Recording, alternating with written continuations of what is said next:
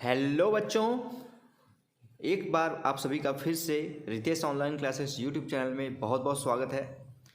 आज की इस वीडियो में मैं आप लोगों के लिए लेके आया हूँ एनसीईआरटी के कक्षा 7 का आपका जो बुक है हमारा पर्यावरण, उसका अध्याय 3 बताऊंगा आज की इस वीडियो में, जिसका नाम है हमारी बदलती पृथ्वी। इस चैप्टर में डिटेल में इस चैप्टर को डिस्कस करेंगे, पढ़ेंगे, आप लोगों को अच्छे से समझाएंगे। अगर आप लोगों को आज की क्लास अच्छी लगती है तो इस वीडियो को लाइक कर दीजिएगा। और अगर ऐसी ही वीडियो अगर आप लोगों को डेली बेसिस पे चाहिए, एनसीईआरटी के किसी भी विषय का, किसी भी क्लास का, आपको कोई भी चैप्टर पढ़ना है तो आप लोग मुझे कमेंट बॉक्स में बता सकते हैं। मैं 1 से 2 दिन के अंदर आप लोगों को वीडियो के माध्यम से वो चैप्टर पढ़ा दूंगा, ठीक है।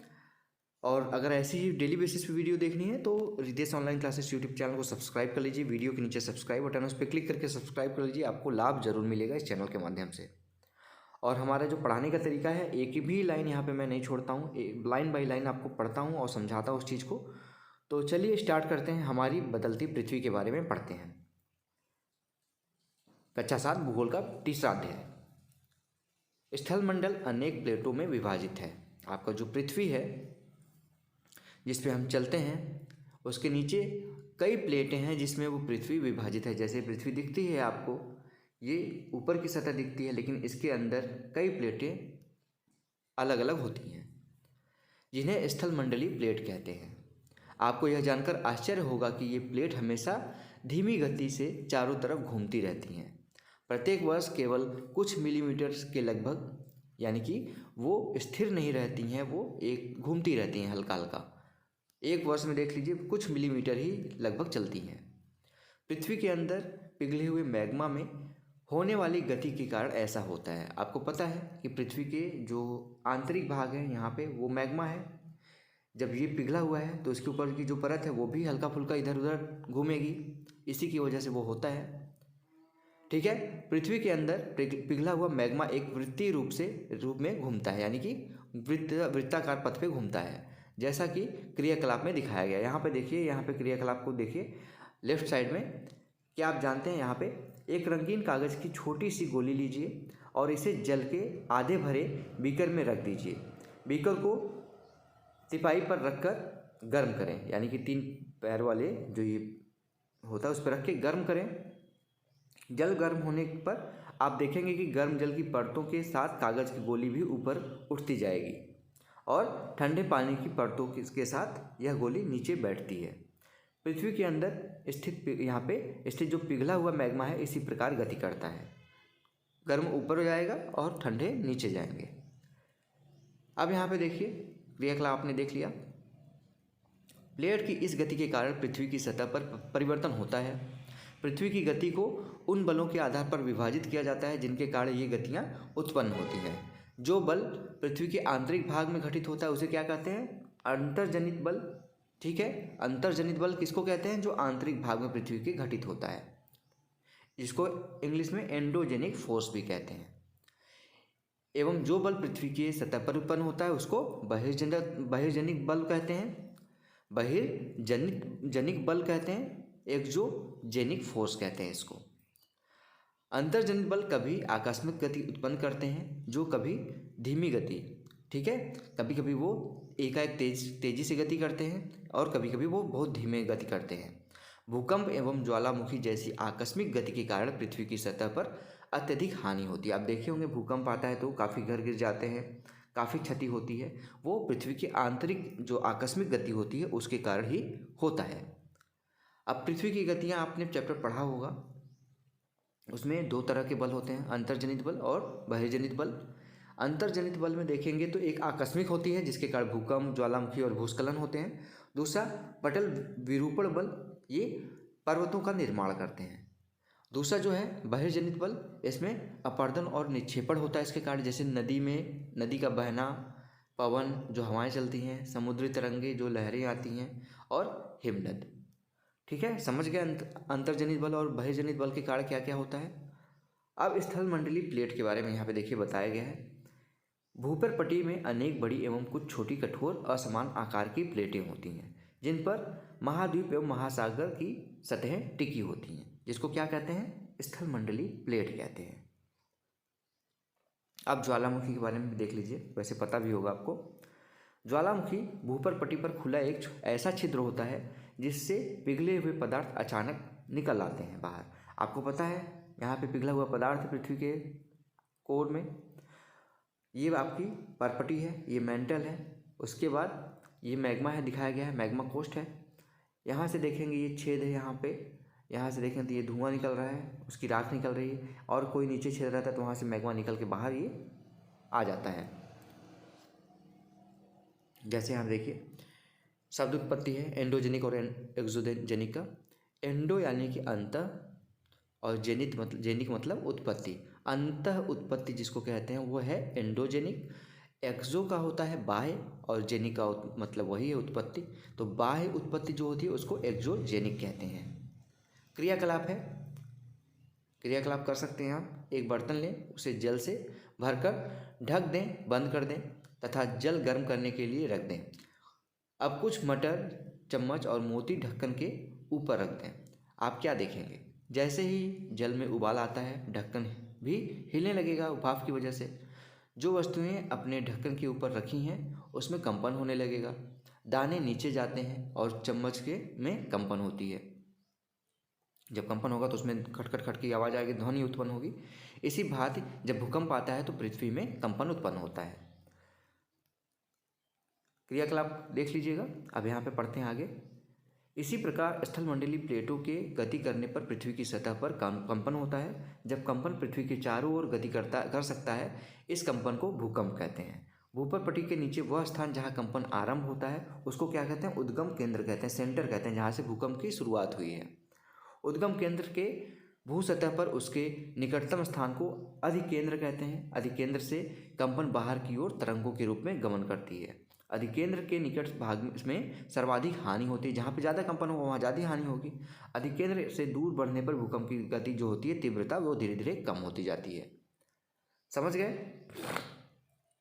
फिगर के माध्यम से समझिए, नहीं समझ में आया तो ये देखिए आपका उद्गम केंद्र जहाँ से भूकंप स्टार्ट हुआ है।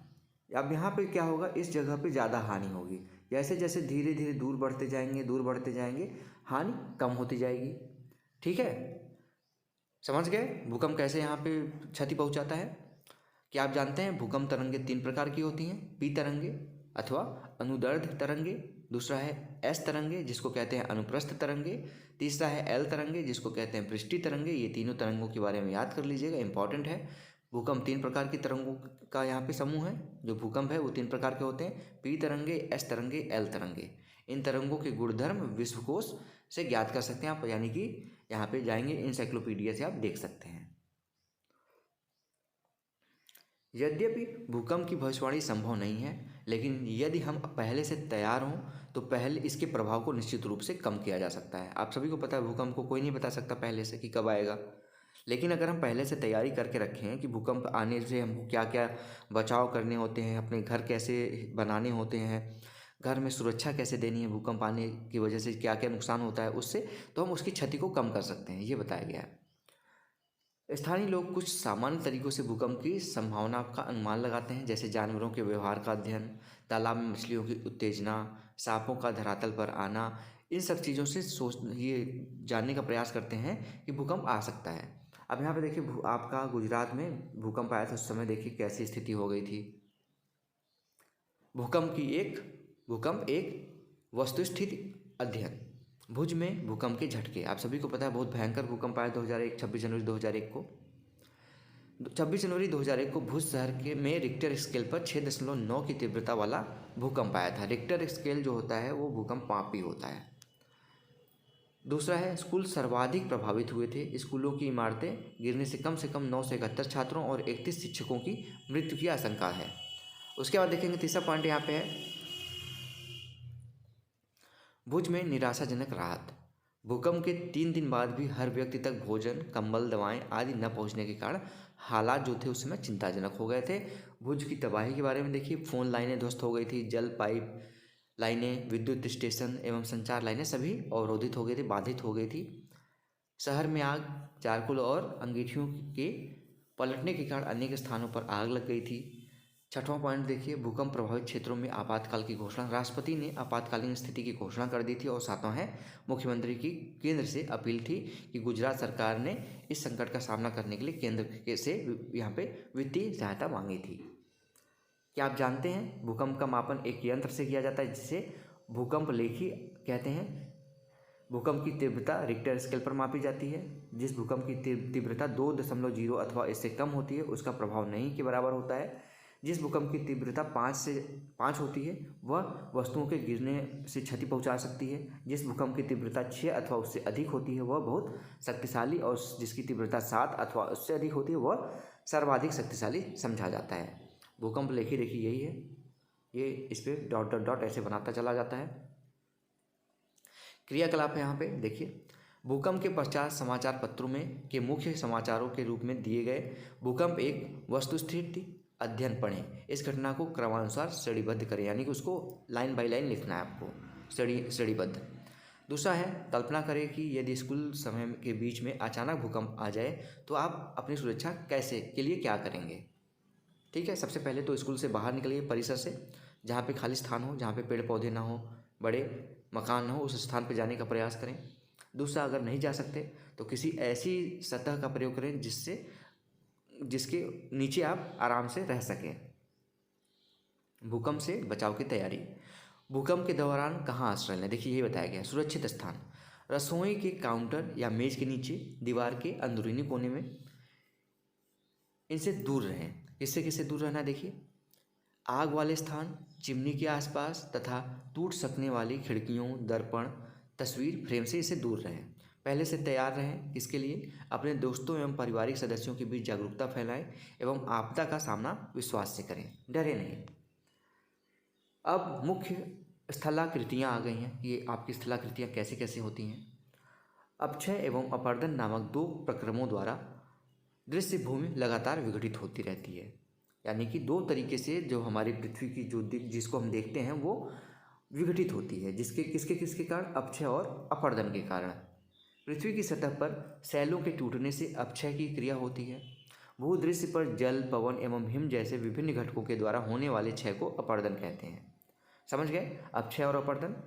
वायु, जल आदि यहाँ पे अपर्दित पदार्थ को एक स्थान से दूसरे स्थान पर ले जाते हैं। जो अपर्दित पदार्थों के छोटे छोटे हो जाते हैं वो किस माध्यम से एक दूसरे स्थान पर जाते हैं, वायु के कारण यानी हवा के कारण और पानी के कारण, और फलस्वरूप एक स्थान पर निक्षेपित हो जाते हैं, एक स्थान पर रुक जाते हैं। अपर्दन एवं निक्षेपण के ये प्रक्रम पृथ्वी के धरातल पर विभिन्न स्थलाकृतियों का निर्माण करता है। जैसे देखिए किस नदी का क्या है देखते हैं आप। नदी के जल से दृश्य भूमि पर का अपर्दन होता है। जब नदी किसी खड़े ढाल वाले स्थान से अत्यधिक कठोर शैल या खड़े ढाल वाली घाटी में गिरती है तो जल प्रपात बनता है, यानी कि झरना जिसको कहते हैं आप लोग। देखिए यहाँ पे गिर रहा है तो क्या होगा, यहाँ पे गड्ढा हो जाएगा। कठोर शैल ऊपर है, जल की शक्ति द्वारा काटे गए मृदु शैल। अब देखिए यहाँ पे जब नदी मैदानी क्षेत्र में प्रवेश करती है तो वह मोड़दार मार्ग पर बहने लगती है, जिसको उधर ढलान जिधर मिलती है नदी को उधर बहती है। नदी के इन्हीं बड़े मोड़ों को विसर्प कहते हैं। सर्प सांप की तरह दिख रहा है ना, तो इसको विसर्प कहते हैं, इसे याद कर सकते हैं। इसके बाद विसर्पों के किनारों पर लगातार अपर्दन एवं निक्षेपण शुरू हो जाता है। जैसे नदी यहाँ पे देखिए एक फोटो में दिखा रहा है इमेज में, यहाँ से आ रही नदी, यहाँ पे ऐसे ऐसे जा रही है। तो यहाँ पे देखिए ये लाल लाल दिख रहा है आपको, यहाँ पे देखिए कुछ यहाँ पे पॉइंट दिख रहा है, ये विसर्प के यहाँ पे अंदर देखेंगे निक्षेपण हो रहा है। यहाँ पे क्या है, कटाव हो रहा है, तो यहाँ पे अपर्दन हो रहा है। ठीक है, तटबंध है बाहर की ओर। किनारों पर लगातार अपर्दन एवं निक्षेपण शुरू हो जाता है। विसर्प लूप के सिरे निकट आते जाते हैं। समय के साथ विसर्प लूप नदी से कट जाते हैं और एक झील बनाते हैं। जैसे देखेंगे यहाँ पे ये झील का निर्माण हो गया है, यहाँ से वो दूर चली गई नदी करते करते और वो बचा रह गया है। कभी कभी नदी अपने तटों से बाहर बहने लगती है, फलस्वरूप निकटवर्ती क्षेत्रों में बाढ़ आ जाता है। बाढ़ के कारण नदी के तटों के निकटवर्ती क्षेत्रों में महीन मिट्टी एवं अन्य पदार्थों का निक्षेपण करती है। ऐसी मिट्टी एवं पदार्थों को अवसाद कहते हैं। इसमें समतल भूमि जो होती है वो उपजाऊ हो जाती है। जो बाढ़कृत मैदान का जैसे बाढ़ आता है तो वहाँ से अगर मिट्टी फिर बाढ़ खत्म होता है तो वहाँ की जो मिट्टी होती है ना वो उपजाऊ होती है, क्योंकि वो कई प्रकार के लवण बहा के ले आती है और वहाँ पे छोड़ के चली जाती है। नदी की उत्पत्ति यहाँ पे उत्थित तटों को तटबंध कहते हैं। तटबंध देखिए ये है जहाँ पर ऊंचा हुआ हिस्सा है थोड़ा सा। समुद्र तक पहुँचते पहुँचते नदी का प्रवाह धीमा हो जाता है, जो बहती है वो धीमी धीमे बहने लगती है तथा नदी अनेक धाराओं में विभाजित हो जाती है। इमेज देख लीजिएगा इसको, जिनको वितरिका कहा जाता है। यहाँ नदी इतनी धीमी हो जाती है कि यह अपने साथ लाए मलबे का निक्षेपण करने लगती है, यानी कि जो बहा के लाई रहती है धीमी हो जाएगी तो वहाँ पे रुकने लगेंगे उसके जो मलबे रहेंगे। प्रत्येक वितरिका अपने मुहाने का निर्माण करती है। सभी मुहानों के अवसादों के संग्रह में से डेल्टा का निर्माण होता है। सुंदरवन डेल्टा इसका सबसे बड़ा उदाहरण है। देखेंगे यहाँ पे नदी है, मुख्य नदी आ रही है, ये धीमी हो गई तो कई मुहानों में बढ़ गई है। ये जो है एरिया, इसको ही एक तरह से डेल्टा कहेंगे आप। समुद्री तरंग के कारण, अब समुद्री तरंग के कारण भी देखिए। समुद्री तरंग के अपर्दन एवं निक्षेपण तटीय स्थलाकृतियाँ बनाती हैं, यानी कि जो किनारे की स्थलाकृतियाँ होती हैं उसको बनाती हैं। समुद्री तरंगें लगातार सैलों से टकराती रहती हैं, पत्थरों से, जो आसपास के पत्थर होते हैं उससे टकराती हैं, जिससे दरार विकसित होती है। समय के साथ ही बड़ी और चौड़ी होती जाती हैं। इनको समुद्री गुफा कहते हैं। इन गुफाओं के बड़े होने जाने पर इनमें केवल छत ही बचती है, जिससे तटीय मेहराब बनते हैं। ठीक है, जो गुफा रहती है उसमें सिर्फ छत बची रहती है, नीचे के हिस्से को तो नदी समुद्र काट देता है, तो उसको क्या कहते हैं, तटीय मेहराब बनते हैं। उससे लगातार अपर्दन छत को भी तोड़ देता है और केवल दीवारें बचती हैं। दीवार जैसी इन आकृतियों को स्टैक कहते हैं। शब्द याद रखिए, जो बोल्ड लिखा गया ना, जैसे समुद्री गुफा, तटीय मेहराब, स्टैक, ये याद रखिएगा। समुद्री जल के ऊपर लगभग ऊर्ध्वाधर उठते हुए ऊंचे शैली तटों को समुद्र भृगु कहते हैं। इसको याद रखिएगा, बहुत इंपॉर्टेंट है। इसको कहते हैं समुद्री जल के ऊपर लगभग ऊर्ध्वाधर उठे हुए ऊंचे शैली तटों को समुद्री भृगु कहते हैं। समुद्री तरंगे किनारों पर अवसाद जमा कर समुद्री पुलिन का निर्माण करती हैं। अब हिमनद के कार्य देखिए, यहाँ पे हिमनद क्या क्या कार्य करता है। यहाँ पे देखिए हिमनद दिखाया गया है, जो बर्फ़ों की नदी जिसको कहते हैं, एक तरह से कह सकते हैं। हिमनद अथवा हिमानी बर्फ़ की नदियाँ होती हैं। हिमनद अपने नीचे की कठोर चट्टानों से गोलाश्मी मिट्टी और पत्थरों को अपरदित कर देती है और गोलाश्मी मिट्टी एवं पत्थरों से भूदृश्य का अपरदन करती है। हिमनद गहरी गर्तों का निर्माण करते हैं। पर्वतीय क्षेत्रों में बर्फ़ पिघलने से उन गर्तों में जल भर जाता है और वे समुद्री झील बन जाती हैं। समझ गए समुद्री झील कैसे बनती है? हिमनद के द्वारा लाए गए पदार्थ जैसे छोटे बड़े सैल, रेत एवं तलछट मिट्टी निक्षेपित होते रहते हैं। ये निक्षेप हिमनद हिमोड़ का निर्माण करते हैं। ठीक है, हिमनद हिमोड़ का निर्माण करते हैं, जो वो सैल, छोटे सैल, रेत, तलछट को निक्षेपित करती है। उससे क्या होता है, हिमनद हिमोड़ का निर्माण होता है। समझ गए? अब पवन के कार्य देख लीजिए, लास्ट पॉइंट है।